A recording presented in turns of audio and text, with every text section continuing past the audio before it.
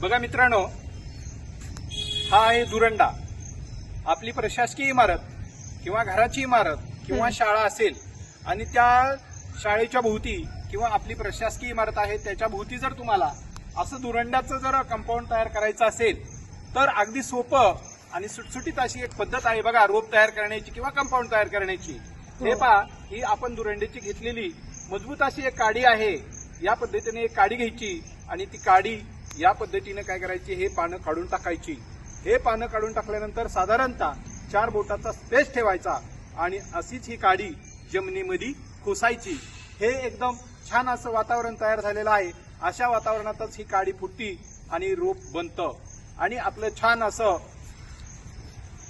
एकही रुपयानं खर्च करता, पैसे न घालवता तुम्हाला आपल्या प्रशासकीय इमारतीच्या भोवती, शाळेच्या भोवती, घराच्या भोवती अगदी एकदम आपल्याला न पैसे घालवता सुद्धा कंपाऊंड छानपैकी तयार करता येतं.